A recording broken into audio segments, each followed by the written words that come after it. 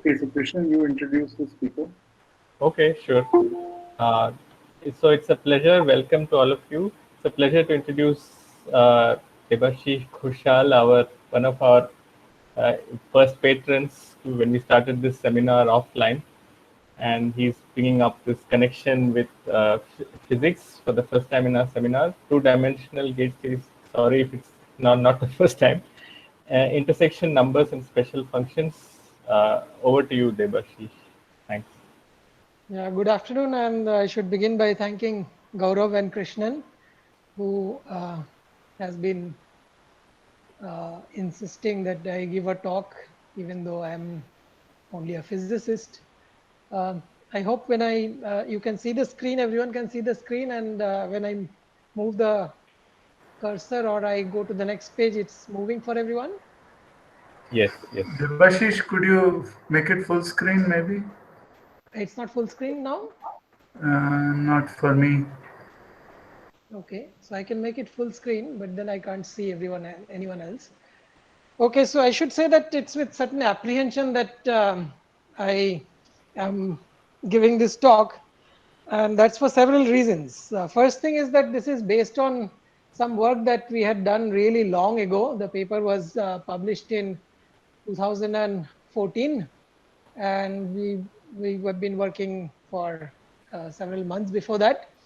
And it's related to a work by one of my co-authors, Dushyant Kumar, who's my former student, and friend and collaborator of mine, Camilo Imbimbo, at the University of Genova.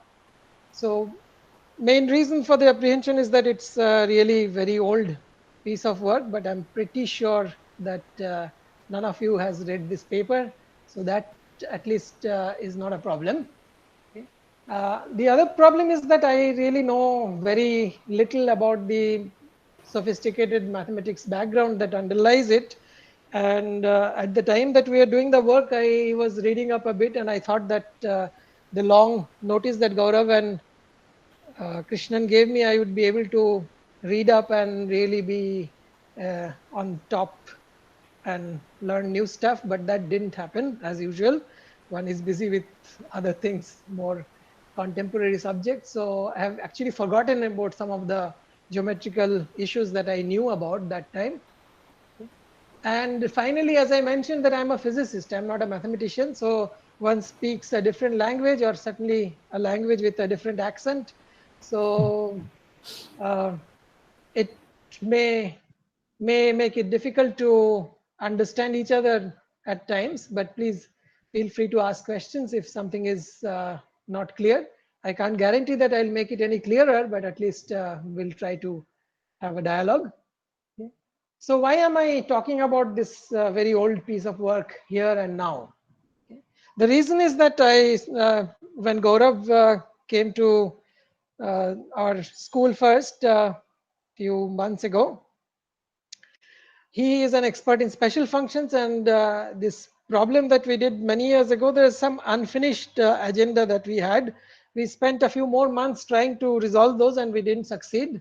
But it's still kind of a thorn in the flesh. One keeps going back to it, thinking about it. So I asked Gaurav, like I asked many others, that see, this is a problem that I don't know how to solve. Can you tell me how to go about it? So he said, why don't you give a talk and then we'll discuss about it. And somehow one thing or the other, the talk didn't happen when we are here physically in the department. But after several months of lockdown, here we are online with finally I'm talking about this. So my objective would be to find the answer to the specific questions that I have. And earlier it was, like just in the department in familiar setting with known people, and one could just make a fool of oneself and not worry too much about it. But now one makes a fool of it, it gets recorded, and it's is preserved for posterity. But okay, one has to live with that. So please indulge with me for about an hour, and I'll tell you the problem that I have. So what physicists call gauge field theories in two dimension is an example of a quantum field theory. And it's actually, quantum field theory is the framework underlying particle physics and also gravity and string theory and even many aspects of material world, condensed matter physics. It's a framework to do calculations of physical quantities, but also turns out to have applications in mathematics, which have been known for some time, but been clearer through works of many people. Among them, Witten is one of the stalwarts. Okay. So he is also one of the central figures in the subject, having written two key papers on which what we talk about is based. So this is the particular thing that we talk about is Yang-Mills gauge theory in 2 dimensions. There is also a Q-deformed version of it, which is a pretty straightforward extension of the kind of formulas that I'll show. So I will not talk about the Q-deformed version at all. It's actually what we physicists call an almost topological theory. That is, even though the physical quantities that you start with depend on points in the underlying manifold, the space-time manifold, although we are not talking about space-time here, this is an Euclidean theory. So everything is like space. It has a positive definite metric.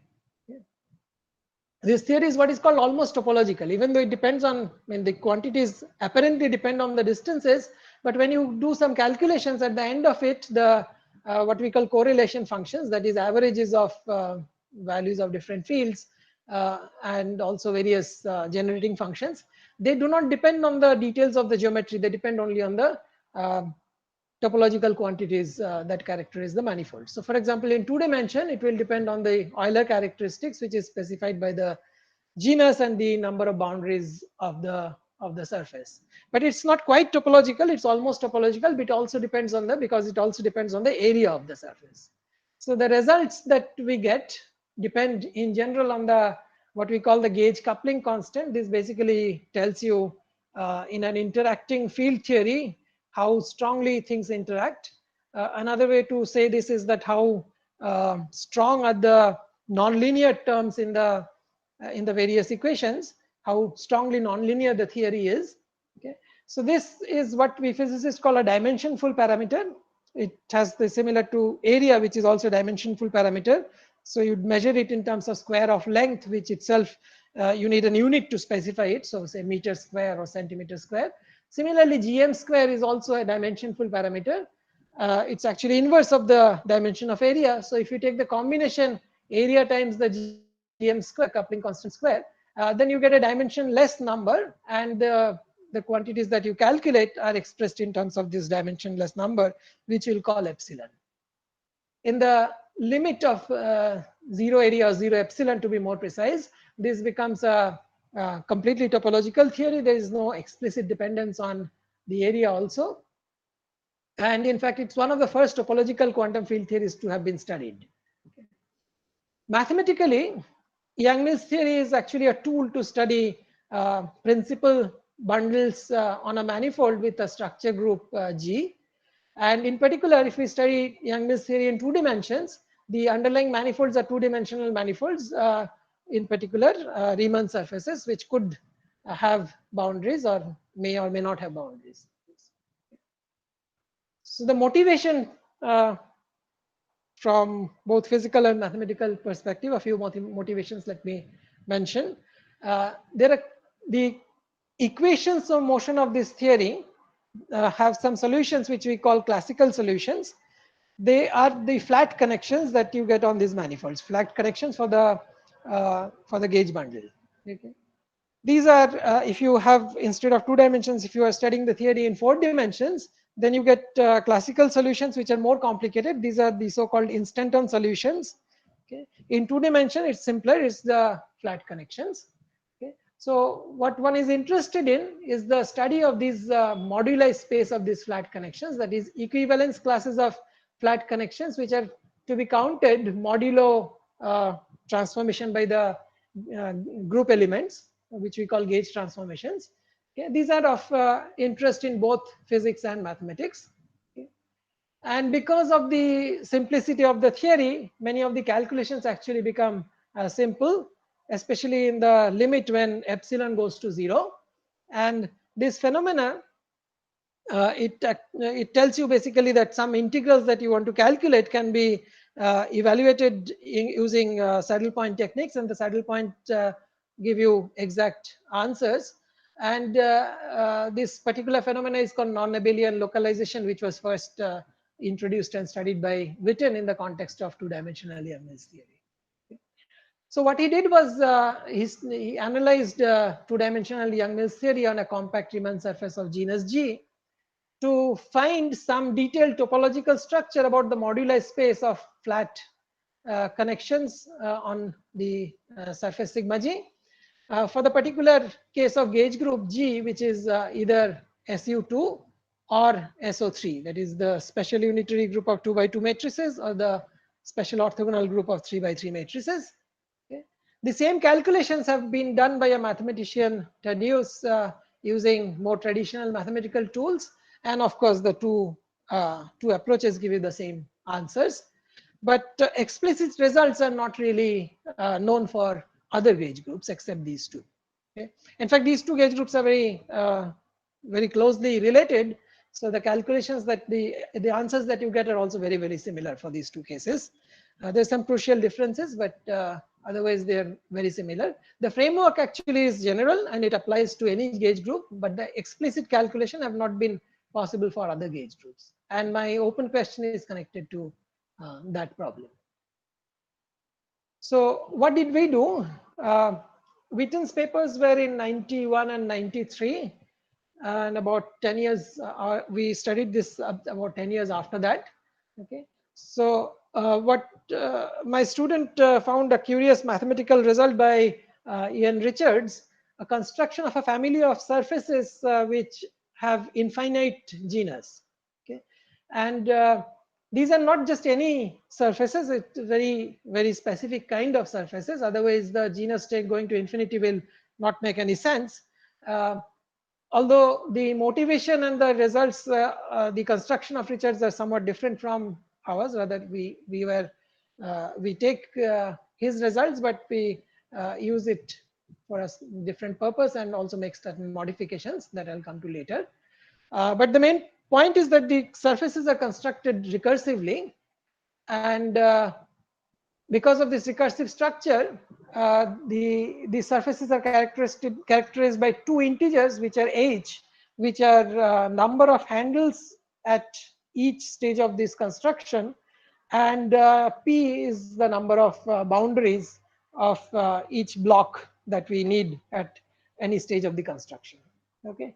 We'll call these Richards surfaces, okay, and we'll want to study Young-Mills theory on these Richards surfaces. So the partition function of this Young-Mills theory, and by partition function, I'll come to the definition later. You can think of it as a generating function of some quantity that we need to specify later, which is related to the intersection numbers. Okay, this could be calculated with or without extra holonomy, but I will not put any additional holonomy, so we can skip that part. Okay, of 2D Young-Mills theory on this kind of surfaces. And actually this formula for ordinary Riemann surfaces was calculated. This was done by Russian physicist Migdal, and Witten uses his result. So my former student Dushyant Kumar was able to adapt this result to the case of Richards surfaces because of its recursive structure.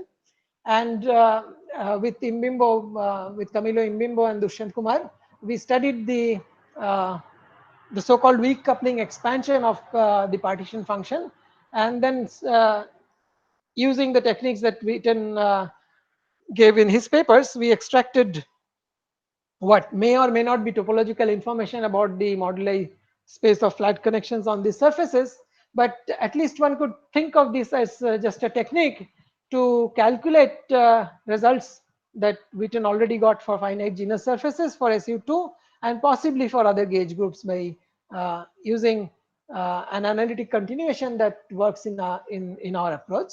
Okay, and this actually is another way to calculate the same quantities that Witten obtained, but by a somewhat different. The underlying framework is the same, but the actual calculation and techniques are somewhat different. Okay. So that is what we had done, and we wanted to do the explicit calculation for other gauge groups, and I'll tell you a little bit about the approaches that we had taken and exactly where we got stuck and gave up. So I have talked about the introduction, and the next parts I'll tell you, give you some notation and some results from two-dimensional Young's theory. Then I'll tell you about this construction about these infinite genus Richard surfaces. Then I'll talk about the results in SU2 theory, first Witten's results, and then the results that are obtained in our method. And then I'll tell you the unfinished agenda about going beyond SU2 to other gauge groups.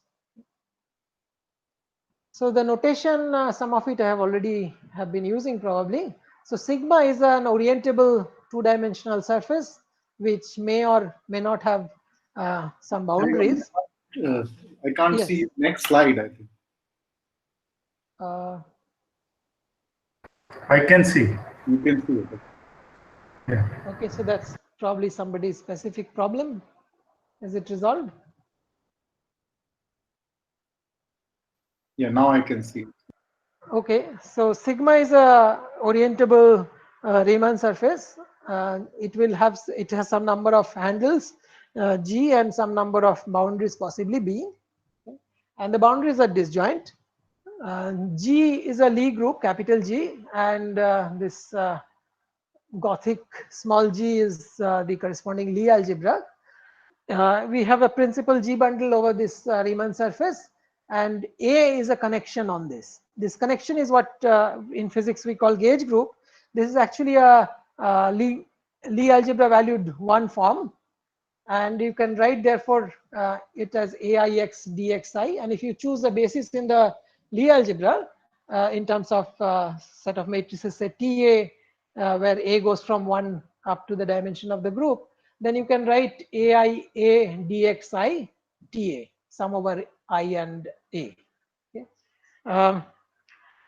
The space of all such is it summation? This is summation.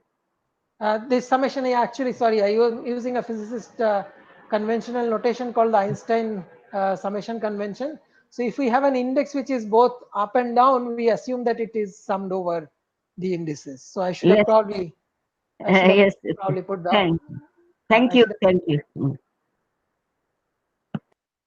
Sorry, there was another question.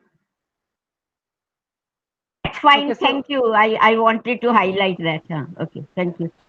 Yes, curly A is the space of all such G connections, but because of the equivalence under transformation by the group elements, the two connections A and A prime are equivalent if they are related by the formula here, which is A prime equal to G A G inverse plus G inverse DG. Okay. So one has to count these gauge connections only up to these gauge transformations. The curvature corresponding to this connection is what we call field strength in physics. It's given by the standard formula for curvature, which is the difference in the D acting on A, and also the Lie algebra commutator between two A elements. Okay.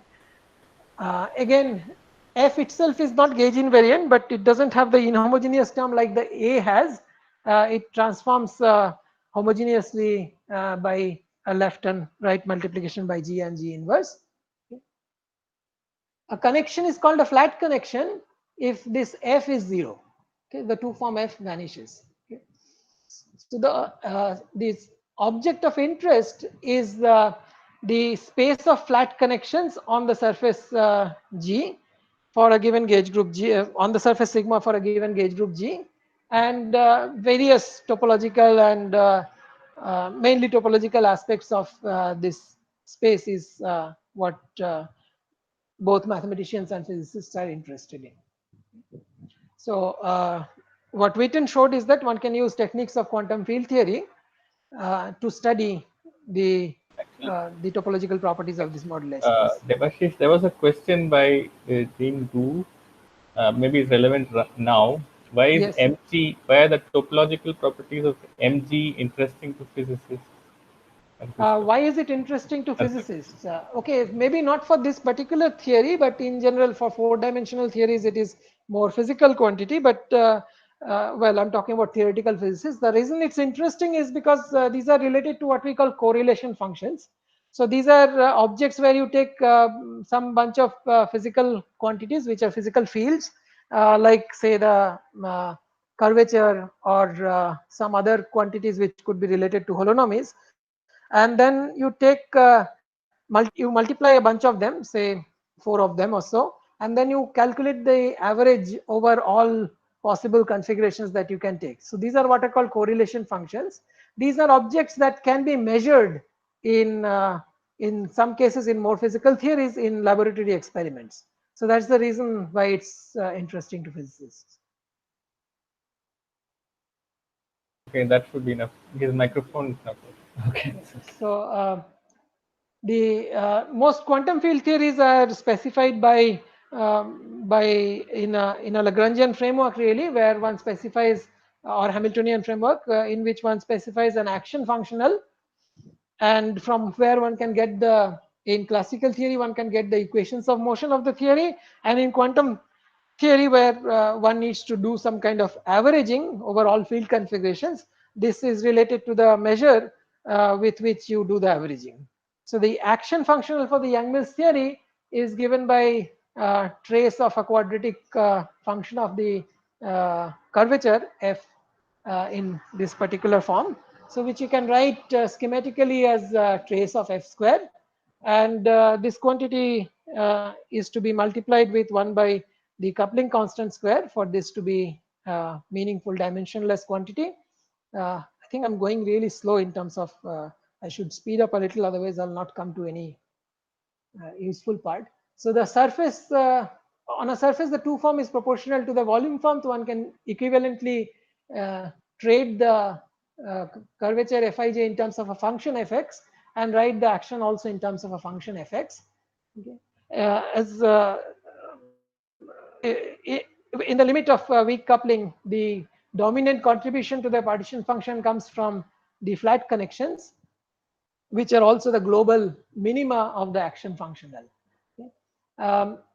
It's possible to introduce what is called an auxiliary field in physics to write this action equivalently in terms of both this new field phi and the original curvature form f, or the function f small f. Okay, these two are equivalent by in classical theory by the equations of motion, and in quantum theory by the methods of averaging. But I will let me skip the details of that. Okay. And the reason is that in this form you see that g square, which is the coupling constant of the theory, that has come in the denominator rather than in the numerator. So one can talk about taking g going to 0 limit without worrying about any singularities or pathologies. So the moduli space of flat connections, how is it related to two-dimensional Yang-Mills theory? If we have a compact surface of genus G, which is greater than, actually should be greater than 1, strictly greater than 1, the moduli space of flat connections is a compact symplectic manifold of dimension, which is dimension of the group times 2G minus 2, which is the actually the minus the Euler characteristics. If there's boundary, that also will appear in this formula. Okay. The reason I put manifold in quotes is because if G has a non-trivial center like SU2 does, then the space, this space is actually not quite a manifold, but it has some orbifold singularities at certain points. Okay. This manifold, on this manifold, there is a symplectic 2 form omega, which comes from a natural 2 form that you can define on the space of all connections, and 4 form, which I quite don't know the mathematical definition of that, but it's related to the field that phi we introduced in the previous slide as integral of trace phi square. It's to do with some object which is some tautological form and stuff which I don't understand. Okay. So what Witten showed is that the so-called correlation functions of this theory is all packaged in terms of what we call the partition function. So what is the partition function? The partition function is schematic definition is given here. Is the integral over all gauge fields up to gauge equivalence of a measure which is this exponential of the action functional of the Yang-Mills theory. So this is generating functional. So if we write this in terms of the epsilon in the expansion in terms of epsilon, then the power series, it will be in general a power series. So ak epsilon to the power k, and these quantities ak's give you various correlation what we call correlation function in physics, which is the question that some time back was related to this quantity, this correlation functions. Okay. So what Witten showed is that if we do this calculation of this partition function for two-dimensional Yang-Mills theory, and for small values of epsilon, we can write this as a expansion in this epsilon, a power series expansion. In general, it's a power series expansion, but in case of 2D Yang-Mills theory, we'll see that it's a little different. So the part that is related to this kind of term ak epsilon to the power k, the coefficients ak are related to the intersection numbers that I was mentioning before. So specifically, if you take this 4 form theta and raise to the power, sorry, there's a typo here, raise to the power k, and make up for the dimension of the moduli space by raising omega, the symplectic 2 form to the power dimension minus k, then these intersection numbers are given by this coefficient. So they are exactly related. There may be some not very important constant factors which I have not written. That's why I put a not an equality but a symbol. But these correlation functions in the physical quantity gives you information about the intersection numbers. Okay. So now this is what we want to calculate from two-dimensional Yang-Mills theory. Okay. And actually Witten's work was already, half of the work was already done by a Russian physicist Migdal, Alexander Migdal, who calculated the partition function of two-dimensional Yang-Mills theory exactly for couplings constant, this epsilon of order 1, that is finite values of epsilon, using techniques of what is called lattice gauge theory. Basically, one has to assume that this surface can be triangulated, then you can think of that as a lattice and use techniques of lattice gauge theory to calculate the partition function. And he calculated this for many kinds of surfaces, in particular a disk. So one way to calculate this is to calculate this partition function on a disk, and then, as you know, that you can write a Riemann surface as a of handle G as a 4G gone, which is topologically a disk, and then identify parts of the boundaries by some very definite procedure. So that will give you the Riemann surface that you want. So in physics, the calculation is done by putting some what we call Wilson lines along those boundaries, and then integrating over those holonomies, and using that Migdal came up with a very nice formula, and this is the Migdal formula, that if we have a surface of genus G and boundary B, then the partition function is given by a sum over all representation, all irreducible representations of the group, in which the summand is the dimension of the representation raised to the power the Euler characteristics of the surface, which is 2 minus 2g minus b, times exponential of minus epsilon to the second Casimir of the representation R. Okay. And then if there are additional holonomies on the boundary, then you can also have some additional factors, but let me skip that. Okay. So there was a question about the previous integration. Previous integration means the last one here? Yeah, the last one. This is over G cross, I mean 4 times, G 4 times. These U's are actually holonomies, which are integral of the, so the gauge field is a one form, Lie algebra valued one form. So that one form you can integrate along a line, right? So the segment of the boundary, so U1 for example is the segment that is shown in the figure here. It's an integral along that line of A, the gauge field A. Does that answer the question? Integral over a line. Now, I mean, I don't know. It is again JNU, if whose mic is not working. But yeah, yeah, but I have answered something. Thanks. okay. Move ahead. Okay, so coming back to the Migdal formula, uh, as you see, it's quite a very nice explicit formula with which one can work, because given a group, one knows the dimensions and one knows the Casimiro invariants, and then all you have to do is to do some explicit calculation to find the partition function. But the important point is that this result is really valid for the coupling or epsilon of order 1, that is finite values. You can't really make it too small, then the techniques that were used to calculate will not really be applicable. Okay. So Witten did some extra work uh, to bring out those numbers. Okay.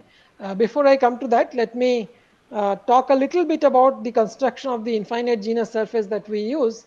Again, I'll not be able to get into a lot of details about them. Richards classified non-compact surfaces of infinite characteristics, what he calls infinite characteristics, both orientable as well as non-orientable case, but we only take the orientable case.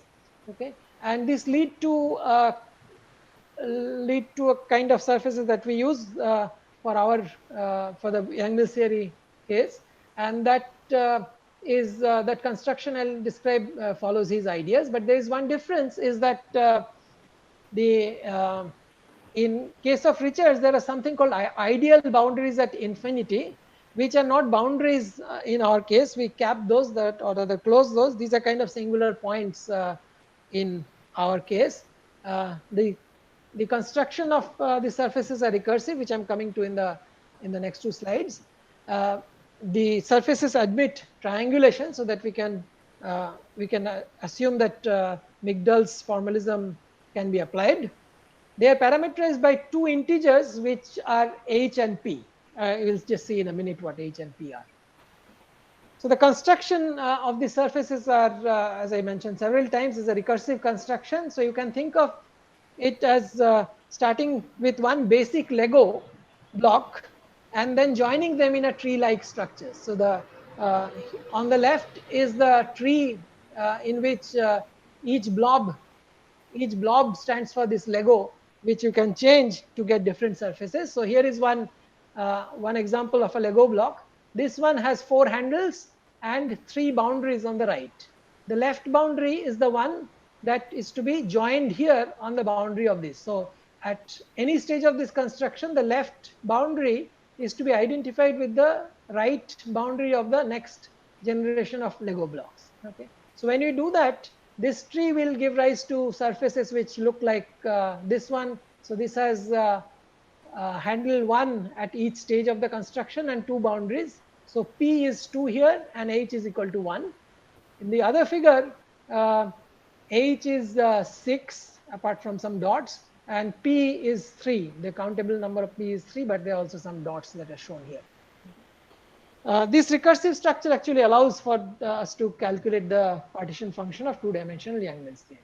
Okay. So more precisely, the construction that we used is actually starting with a disk, and on that disk, first you assume that the disk is lying on the two-dimensional xy plane, and it contains the interval 0, 1 along the x-axis. Then you can cut out two smaller disks, which each contain a disjoint, of course. Each contain the interval 0 to 1/3 and 2/3 to 1/3, 2/3 to 1. And so now we have inside the bigger disk, we have these two smaller disks. So in the complement of these two small disks, we attach h number of handles. That means we cut out 2h numbers of disks again and identify their boundaries using the orientation of the boundaries properly, and that will give you h handles. Okay, and this process we repeat for each of the individual disks. So now we'll go to D00 and assume that D0 is exactly like D0, and go to D01, and both in D00 and D01 will repeat the same procedure. Okay, I see that there's some discrepancy in the notation between the figure and in the text. Okay. Then we continue this in ad infinitum recursively. So again in D00 we'll go to D000 and D001, and similarly in D01, and keep repeating this process until we go to the limit to get the infinite genus surface, which have these two characteristic numbers.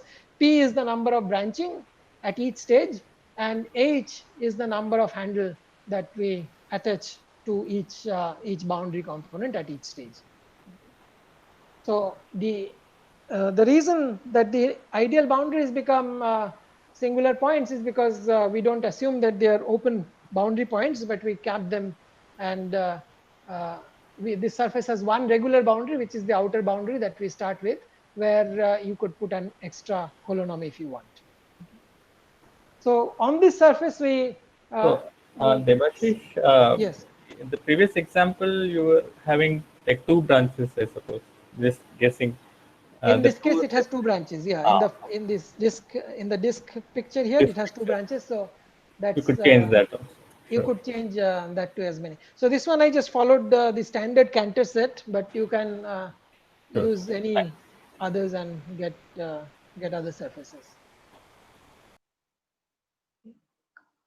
So it's this self-similar structure that allows for the computation of the two-dimensional Yang-Mills theory. So notice that if we cut this surface at any generation, then suppose I cut the surface here. I hope my cursor is visible moving here. If I cut the surface here, then I have a surface which has a finite surface which has genus number of handles equal to 1, 2, and 3 from the first and second generation, and it has boundaries which are the boundaries of the second generation, 1, 2 from this and 1, 2 from this again. So 4 boundaries. So in general, if we cut the surface after n branching, we'll get a surface which has a finite genus Hn, which is given by H times p to the power n minus 1 divided by p minus 1. That comes from summing a geometric series, and p to the power n copies of open boundaries on which p to the power n copies of the same infinite genus surface is glued. Okay. So this gives a recursion relation, which is schematically written here as follows. We want the total partition function for the surface, which after we have cut out has a finite part of the partition function of this finite genus surface, finite genus with finite number of boundaries, and that is to be joined with or glued with this same infinite genus surfaces, several copies of them, in fact p to the power n copies for each of the boundaries, and the star signifies that we have to put holonomies on the boundaries on the surface base boundary of these surfaces and the extreme boundary of this finite genus surface, and integrate over those holonomies to get the total partition function. So this recursion relation can be solved, and in fact the solution doesn't depend on which stage at which n you choose to cut. Of course that is important, otherwise this solution will not make sense, and it's a unique solution. You can show that both the uniqueness as well as the independence of where you cut the surface, and the solution actually has again a very pretty and very similar formula, very similar in looking to the original Migdal formula. It has the same functional form, that it is a sum over all irreducible representation with dimension raised to the power some power, raised to some power, and exponential of the minus time epsilon times the second Casimir. But the power of the dimension is 1 plus 2h by p minus 1. So the two parameters, two integer parameters h and p that characterize the Richard surface that appear in the dimension formula. In fact, if we did not care about the convergence issues, you can show that this is what would be the formal Euler characteristics of the surface. But of course, this quantity is positive, unlike the Euler characteristics of usual Riemann surfaces. So formally, the genus of this surface is actually negative rather than infinite. Okay, if you calculate it from this Euler characteristics. And obviously this formula is not applicable to p equal to 1 because this number diverges there. That surface where there is only one branching at each stage, because of the way it looks, is called the Loch Ness monster in the literature. Okay. But it reduces to the expected result. That is, we can get Migdal's formula for two special cases. One is when h is equal to 0. So that is we are cutting out the boundaries, but we are not putting any holes, any handles in at each stage. So then the finite surface is still a disk at the end of the day. So that's actually not a sphere, but a disk actually. So it gives you the correct Migdal formula in that case. So it's dimension 1 to the power, dimension r to the power 1. Okay. Also, if you put p equal to 0, that is, there is no branching at any stage, then this is just a finite surface of genus G is equal to H. So in which case it becomes 2 minus 2H minus 1 for the one boundary that we have outside. So it's 1 minus 2H. So again, it reduces to the Migdal formula correctly. So that's the result for the these Richard surfaces, which are parameterized by these two integer numbers. Is there any question at this point? Because now I'll go to the properties and I have only about 15 minutes. So is there any question? Okay, so let me proceed then. So I'll now, from now on, I will talk only about the SU2 theory case. In the case of SU2, the dimension is an integer. Okay, so one can simplify the formulas to n to the power 2 minus 2g e to the power minus epsilon pi square n square. So this pi square is introduced to for some normalization reasons of normalization. So it will not make any serious difference. There is also a normalization, different normalization here. So this is something that these factors are introduced by Witten to match with the intersection number so that they come out integer. Okay. And match with the standard mathematical convention of normalizing them. Okay. So as I mentioned that this is a result which is valid for epsilon of order 1. So we can't really take the small epsilon limit in this formula. But to get the topological information that we actually need a expansion in weak coupling, a result which is valid for small values of epsilon. So one way to do that would be to do a Poisson resummation, but one can't really do a Poisson resummation of this directly. This is related to the theta function. In fact, if we take g minus 1 derivative with respect to epsilon of this function zg, then that will kill exactly the negative powers of n that appears, and you'll get something which is related to the theta function. And then one can use properties of the theta function, which is obtained by Poisson summation formula, for example. Okay. And then that is what actually Witten did. So this gives you some non-analytic terms. Actually, one non-analytic term which is related to the singularity in the moduli space of SU2 theory, because it has a non-trivial center, and it has many exponentially suppressed terms which correspond to not the flat solutions, flat connections that we are interested in, but other classical solutions and other aspects that we're not interested in this case. It doesn't determine, because we have done this, we have taken this derivatives. It does not determine an important piece, which is an analytic term, which is a polynomial of degree g minus 2 in epsilon. Okay. But this function is an entire function in epsilon. So therefore, what Witten suggested is that one can calculate the undetermined polynomial by a direct expansion of the Migdal formula. You take derivatives of z and use Taylor expansion to find this analytic piece and read out the coefficients of these derivatives.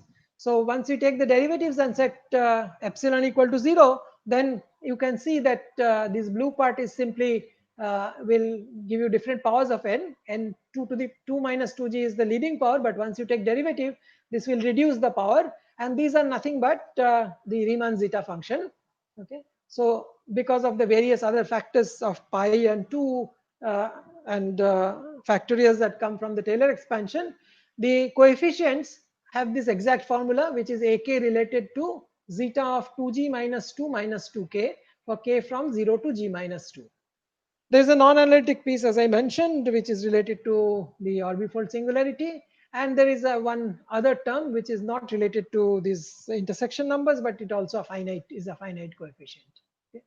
So in particular, A0 is the volume of the moduli space, because that's when the power of theta is 0. So it's just the omega, the symplectic 2 form raised to the power the dimension of the moduli space. So that gives the volume of the moduli space. So A0 is the volume of the moduli space, and the other numbers are the intersection numbers that are related to the moduli space of flat connections of SU2 bundle on a Riemann surface sigma of genus G. Okay. So I wanted to just quickly mention this because in one of the talks Ajit mentioned about Riemann's non-differentiable function. So the Duistermatt paper came up in that context, and the function that you see here is actually quite similar to that. If you do an analytic continuation, this function as well as the other ones which Duistermatt also talks about in his paper, the higher primitives of this primitive of the theta function. So these appear in his paper actually. Okay. Okay, so now what we want to do is to derive the same results, but using the technique of using the Richard surfaces as prop. We have already got the Migdal-Reich formula that I reviewed for you a little while ago. So the main difference between the Migdal formula for the Migdal formula, that is the one that is derived by Migdal for regular surfaces, and the generalized Migdal formula for Richard surface, is that the power of n is a real number alpha rather than actually a rational number alpha in this case, rather than a negative integer, which is the Euler characteristics, because it is 2 plus 2h by p minus 1, or sorry, it was 1 plus, it's a typo here, 1 plus 2h by p minus 1, which is a positive rational number. But once again, this is a result which is valid for epsilon of order 1, and we want to get the formula where we can use small epsilon expansion. But the fact that the power of n here is positive makes a crucial difference from the original formula that we had. In the original form of the Migdal formula there, it was a primitive of the analytic continuation of theta function, and one could not apply Poisson summation formula directly there. But in this case, because the power is positive, one can directly apply Poisson summation formula. The condition is that this Poisson summation can be applied as long as real part of alpha is greater than 1. Okay. So let's assume that and do the Poisson summation. So which is done by doing a Fourier transform of the summand, which is x to the power alpha e to the power minus epsilon pi square x square, okay, which I have called psi naught x here, and then we do the Fourier transform. These are expressible in terms of the confluent hypergeometric function 1f1 with 2 parameters a and b, and argument x, which is minus of k square by 2 epsilon. K is the Fourier conjugate of the variable x here. Okay, and since we had sum over n, x came from n, we'll take also integer values of k here when we write the Poisson summation formula. Okay. So I said in the abstract I mentioned, and it's actually a forum for functions, special functions. So zeta function is something that appeared, and now you see these confluent hypergeometric functions that come here. To extract the information that we need after writing the Poisson summation formula, what we need to do is that we want the formula for small values of epsilon, so which requires us to use the asymptotic forms of this function, confluent hypergeometric function 1f1. And after going through the calculations, you can show that that is what I'll show in the next slide. But I just want to mention that I have used the notation psi naught x for x to the power alpha e to the power minus epsilon pi square x square. Okay, this function is positive only in the positive part of the real axis x, because the original sum was from n equal to 1 to infinity. Okay. In our paper, actually, we did the calculation by extending the sum to all integers by putting appropriate powers of -1, and then by dividing with factors which will take care of the addition, and then using the Fourier transform. But it turns out that you can do the Fourier transform directly for this function itself, and you choose the specific linear combinations here of the two solutions that I'll come to later, two combinations of this hypergeometric function, confluent hypergeometric function, which makes the original function psi naught vanish for negative values of x. So after Poisson summation formula, using Poisson summation, we find that the analytic piece of z is given by a sum of this form. So this is an infinite series, which is not surprising. For finite surfaces, this series would have truncated to a polynomial, but now it's an infinite series, and these are the standard Pochhammer symbols. Okay. And the zeta function here is 2m plus alpha plus 1 comma half, which is the Hurwitz zeta function. Now, these quantities are finite is already a surprise, because the surface is formally an infinite surface, so we don't expect them to be finite for any reason, but it turns out to be finite. So one can try to interpret this in terms of intersection number of flat connections on the Richard surfaces, but whether that works or not, our formula is analytic in this value epsilon. So remember, epsilon was the power of n in this formula, and for our case it's greater than it's assumed to be greater than 1 for the Fourier transform to work. But in the case of finite genus surfaces, this is a negative integer value. So we can try to just simply analytically continues this result to negative integer values appropriate for finite genus surfaces, and see if we can recover the results of Witten. Okay. So what happens is that these Pochhammer symbols are such that for negative integer values of alpha, they terminate this infinite series and gives you a polynomial, like it often happens in case of these special functions. Okay. And we recovered Witten's result, but the results are matched. The results match with Witten's results by a non-trivial transformation. That is, we have to use relations between gamma functions as well as the reflection formula for, or the functional relation for zeta, relating zeta s to zeta 1 minus s. Okay, then the two results match for finite genus cases. So one can think of the Richard surface as just a technique, a tool to do the calculation in a way where the Fourier transform or the Poisson summation can be done correctly, assuming alpha is greater than 1, and then taking this alpha, the function, to be a complex analytic function of alpha, continue analytically to negative integer values to get the results for the finite genus surfaces. So that's one of the main results that we obtain. So is there any question? So for the remaining part of 3.5 or 4 minutes that I have, and any additional time that the organizers grant me, I'll just quickly tell you.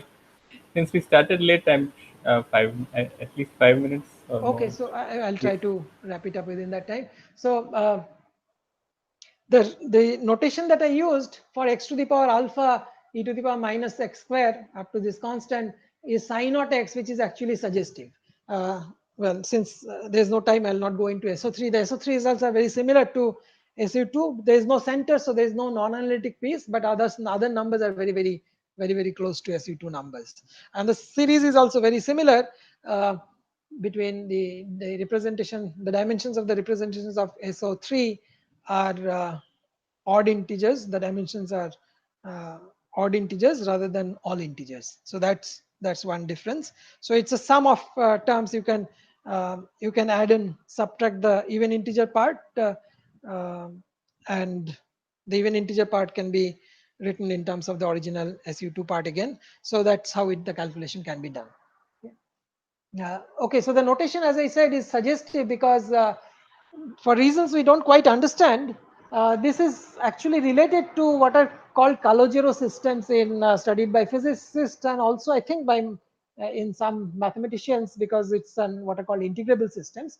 So for the SU2 case, it's actually a two-particle Calogero system. So if you take n equal to 1, then you'll get something which is a bunch of particles which have some momentum p and position q, such that the mutual interaction is a repulsive interaction of 1 by q minus qi minus qj square and harmonic potential qi square. So if you take this Hamiltonian and you do a quantum mechanics of this, then the ground state wave function of that system will be this in the coordinate x, which is q1 minus q2.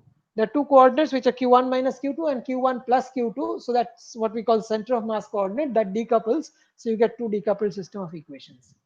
And it turns out that this Calogero is a nice hint, because one can go to other gauge groups. So for example, if you go to SUN plus 1, the qy minus qj come from using the root lattice of the SUN plus 1 and writing these difference in the coordinates in terms of the root lattices using some vector q dot this rij, which is I don't have time to go into the details, so let me just give you the schematics of this. Okay. So as I mentioned, the center of mass coordinates and its dynamics will decouple, and we'll have the dynamics of these relative coordinates. And the Calogero system is associated with, in this case, with SUN plus 1. But for all other, at least all other simply laced groups, there is a corresponding Calogero system. And its ground state wave function in one of the configurations, because of the mutual repulsion, once you order the particles in such a way that their positions are such that x1 is greater than x2 greater than x3, etc., then that configuration will always remain so. Even if the particles move, 2 cannot come to the left of 1 because the infinite repulsive potential between them. Okay, this in terms of the group in the group picture is actually, this is one of the Weil chambers of this. Just like in the case of SU2, there are two Weil chambers. One is for the positive part and the other is for the negative part. And we had the wave function non-zero only in the positive part. Likewise, in this case, this will be the function that we are looking for is non-zero only in one of the Weil chambers. Of course, the different Weil chambers are related by the action of a discrete group, which is the center of the group that we are studying, and you can go from one chamber to the other. Okay. What we are interested in, therefore, is to find this function psi naught x and its Fourier transform. It turns out that finding psi naught x is even easier because it comes from the solution of the corresponding Schrodinger equation in quantum mechanics, which is a second order differential equation in x. But the second order differential equation can be written in terms of product of two first order differential operators. So if you are looking for a solution which is the second order differential equation on the psi naught equal to 0, you can easily satisfy that by demanding that it's actually 0 by the action of the first order differential equation, and that already gives you the form of this function psi naught. So to find the Fourier transform, what you can do is to take a Fourier transform of this differential equation and look for the solution in the Fourier space of this differential equation. So if we do that for the SU2 case, this is the differential equation, and you can show that the solution, for example, by the Frobenius method, you can find the solution that we obtained earlier, which are linear combinations of these two confluent hypergeometric functions, 1f1 with different parameters, and the argument is the same. Okay, and therefore the general solution is a linear combination of the two. To make it vanish on the negative real side, so you took a particular linear combination which is determined by the boundary condition that we have. Okay, and in fact we can bring it to the standard form of the confluent, the differential equation for confluent hypergeometric function by a change of variable from k to k square, essentially, or minus k square. Okay. So this, therefore, this SU2 picture is what we have to replicate for other groups. And for the Calogero case, in all cases, I'm showing it in particular for the SUN plus 1 case. In all cases, the wave function, the ground state wave function, which is the function which you have to do a Fourier transform to get the Poisson summation formula, can be written as the solution of one first order differential equation in Q. Okay. Or sorry, not one first order, but n plus 1 first order partial differential equation in these variables qi. Okay, but of these only n are independent because of one constraint that is there. Okay, and you can solve these equations to show that this is the ground state wave function. So this is the summand. This is the summand when you take the integers and continue them to real values. That is what we need to do a Fourier transform of. So instead of trying to find the Fourier transform directly, which we are not able to do, that strategy would be to transform these partial differential equations directly to Fourier space. And once we do that, we get in the Fourier space, we get this n+1 partial differential equations of degree n+1, which in case of SU2 was degree 2, but now it's of degree n+1, and there are n+1 equations, but one constraint, so only n of them are independent. So one linear combination will give you a wave function, which will give you the non-zero wave function in the one Weil chamber and zero everywhere else. Okay. Now, this is the solution that I'm looking for. I can't solve for this I0 tilde p as a solution of either this partial differential equation or directly as Fourier transforms of this function psi naught k, which the form of which I showed in the previous slide. This is for SU n+1, but similar expressions exist for other gauge groups. Okay, so that's the function I'm looking for. It should be some kind of maybe generalization of multivariable confluent hypergeometric function. I don't know, but one can show that the formal expression of the Fourier transform of this satisfies this differential equation. In fact, it very much looks like some kind of differential form which is closed in this space. Okay. Anyway, be that as it may, this is the result for other gauge groups. I'm totally out of time. So this is written in terms of the positive roots, the some dominant weights in the weight lattice, and half the sum of positive roots. There's a formula for dimension, which is this for any group, this raised to the power 2 minus 2g, and the Casimir likewise has an expression in terms of these same vectors, and so therefore you can write the expression for any gauge group in this form. So in general, what we are looking for is a Poisson summation for this. So that should be related to some primitive of theta function like object, which is based on the weight lattice of group G, at least the simply less groups G. Okay. The generalization of the Riemann zeta function comes from the magenta part here, which go by the name of Witten zeta function, which is the dimension rho sum over irreducible representation for a group G raised to the power S, and then sum over all irreducible representation as an analytic function of S. These are called Witten zeta function, so named by Zagier based on this paper of Witten that I mentioned in this talk. And there's work by many other people, including I saw some paper mentioned in Wikipedia by Migdal.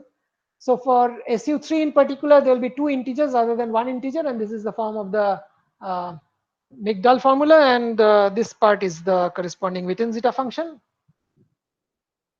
So here I'll just flash the summaries. The naive infinite genus limit doesn't make sense, but for the special class of Riemann surfaces, we can use the recursive structure to get a partition function and use that to calculate what could be intersection numbers of this surface related to these surfaces.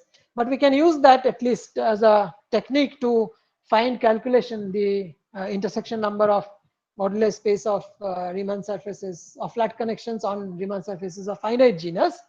Okay. And the results match for SU2 and SO3. They match match with the results of Witten as and Tadeusz. Let me skip this point. And what I'm looking for is an explicit formula which will let us calculate these numbers explicitly for any gauge group. Specifically a Poisson summation formula of the type that I just showed you, which is related to primitives of theta functions which are based on the weight lattice of a Lie group, generalizing the case of SU2 and SO3. This Calogero model could be helpful in that quest, may not be helpful. There are connections that are suggestive of free fermion systems in physics, and integrals of the same kinds related kinds appear in the context of random matrix models and Selberg integrals and things like that. Okay, and so let me stop here. I've already taken, I'm already gone over time. So I'll just flash some references, relevant references, and I'll stop. And sorry for taking the additional times. Thank you.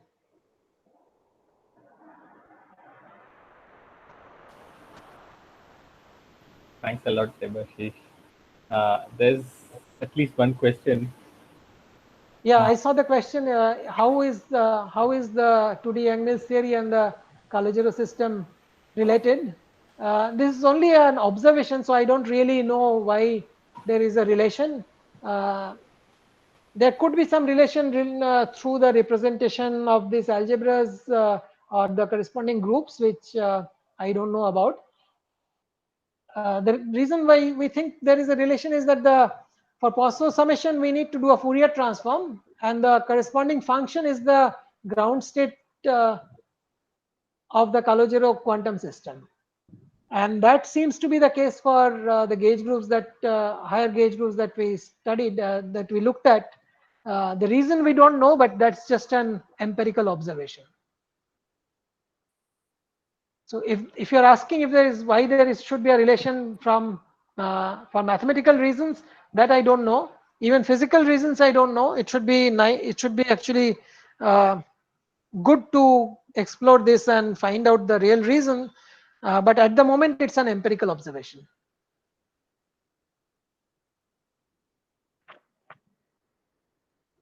Wonderful talk. Thank you very much. Thank you, Ajit. And I'm glad you mentioned Riemann function also.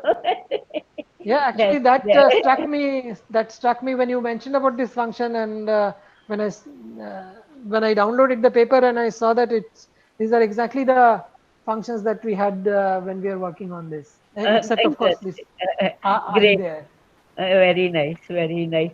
Now, when you take those infinitely many disks of smaller and smaller radii and join them, so when you solve a differential equation, will you take solutions on pieces and then No, take actually, for extensions? What will you the do? Yang-Mills theory part, we don't need to solve the differential equations.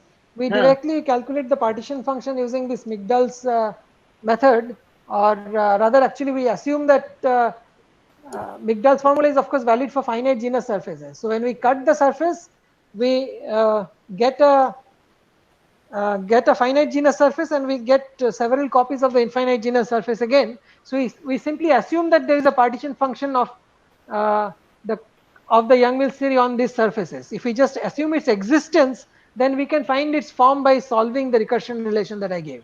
And the recursion relation uses the original Migdal formula. So finite genus part, we use the original Migdal formula and then use the recursion relation and then solve that recursion relation to find that. So we don't really need to do any explicit calculation on this infinite genus surfaces. Thank you. And now you took the example for 3. If you take other numbers, then what will you do? I mean, you will leave more parts, or what will you do? No, actually, I mean that was only in the picture. The formulas that I showed you was for any number of handles h and any number of boundaries p. As long as those are finite positive integers, you can just the formula holds for all of them. Okay, okay.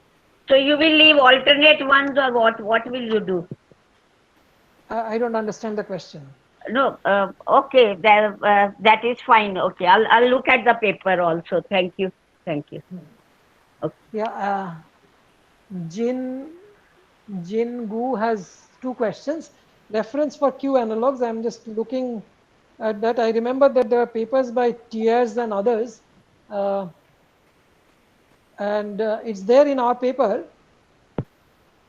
So unfortunately, I don't have our paper handy here, but I have some other. Maybe I can find somewhere else. I'll mention some authors, and then you can find them by Google, or you can look at our paper to find the references for the Q analogs.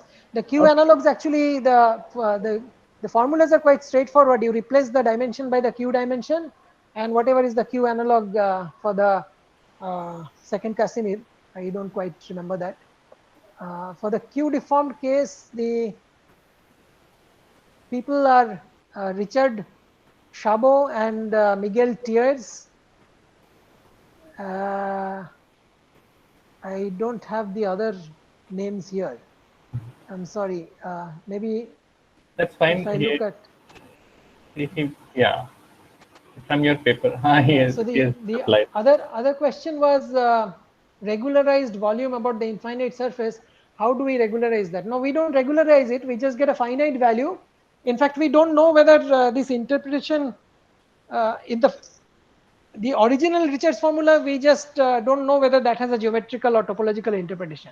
We used it for analytic continuation to get the finite genus results, but if it has a direct interpretation for Richards surfaces, that is an open question. It would be interesting to figure out. I discussed with some mathematicians to try to get someone suggested, actually François Labourie suggested that maybe one can make sense of it through an object called solenoid, and we tried that, but we could not make any progress to make interpret this directly for gauge theory on the, or rather modular space of flat connections on the Richards surfaces directly. That we are not able to directly do that. I take it that you are a mathematician, right? From the questions that you had asked earlier. So that's an open mathematical question. It would be interesting if it comes out. I would be very interested, but we were not able to do that. I talked to a few people, but couldn't make progress. Sorry.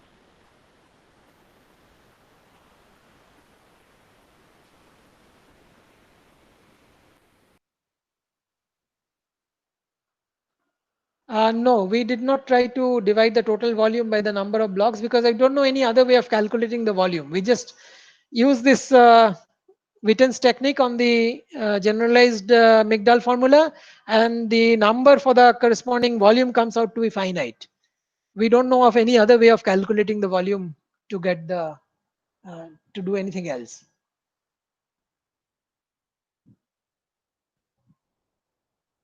I said regularized volume because one would expect this, because the surface is infinite genus, one would expect the modular space also to have infinite genus, infinite dimension, but that may or may not be the case. I don't know. Since it is infinite, if it is infinite dimension, then volume would be infinite, but the number that we get is finite. That is why I called it, we called it a regularized volume.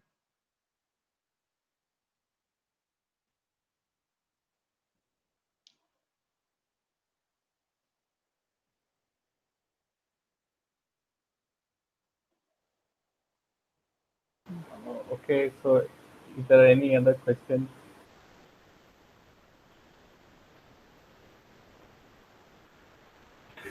If not, let's thank the speaker once again. Okay, Jin Gu, he's already gone. So let's just clap. Thank you. Thank you, and sorry for taking extra time. No problem. No, it was So I hope somebody will solve my problem. I see Paul is still there. If Gaurav is going to stop the recording, I should stop the recording. then I'll make some off the record remarks.